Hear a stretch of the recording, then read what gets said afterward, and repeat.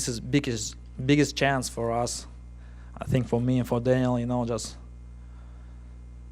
show boxing class, world boxing class for people, you know, like big present to people, to fans. I'm so focused. I'm so ready. I want it.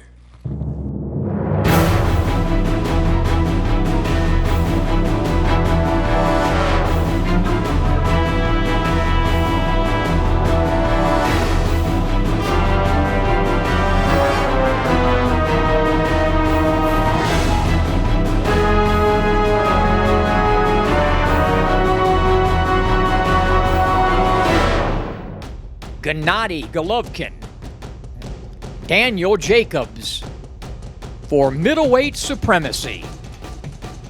Well, this will be one of those, like we used to say in big-time heavyweight boxing, you're going to want to have your food and beverage right there before the fight, because I expect fireworks early and often. Consider the fact Triple G has 23 straight knockouts.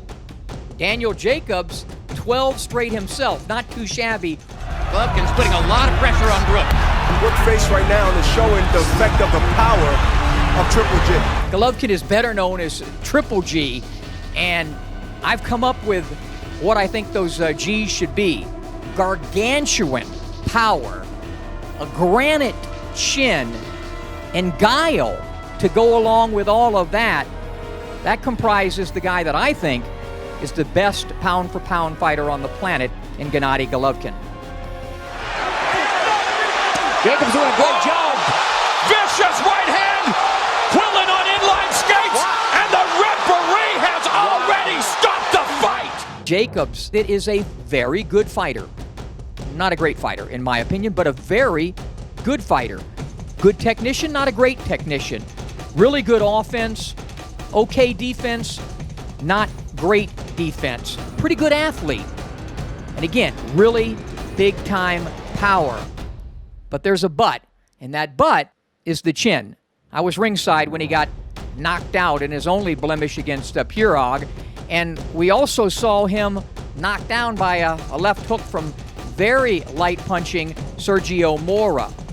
Well, he won't be facing a guy like Mora Saturday night in New York at Madison Square when he takes on Triple G, the guy who I think possesses the best power in all of boxing, pound for pound. You know, there's been some criticism of Gennady Golovkin. I don't know how you do it, that he's faced lesser guys, smaller guys. Perfect example was last fight against Kell Brook. I think that fight showed me a lot in the fact that Gennady didn't have his A game. But nevertheless went in there and beat the guy who I think may be the best welterweight on the planet. So I think these criticisms of him will be put to rest, because he's fighting a guy in Daniel Jacobs who's a bigger guy. He's taller by a few inches. He's got about 3 inches at reach. And when you look at Danny Jacobs, he's overcome the big C, and that's cancer.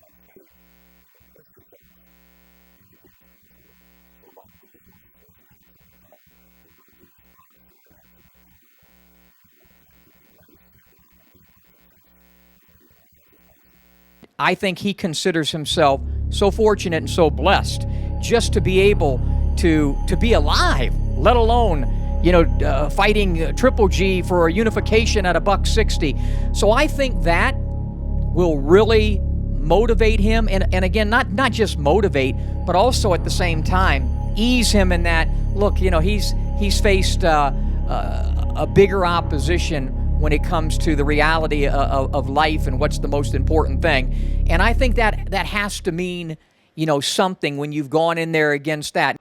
35 consecutive knockouts for these two. That is tremendous power. And I think the way, and we've already said this, the way these guys match up, I think that it'll produce some fireworks right from the beginning.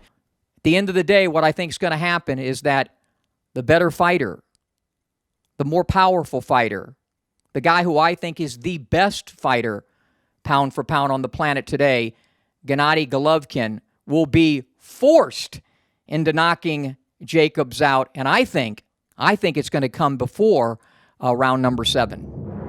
So you don't want to miss Golovkin versus Jacobs on HBO pay-per-view Saturday night from the Big Apple in Madison Square Garden.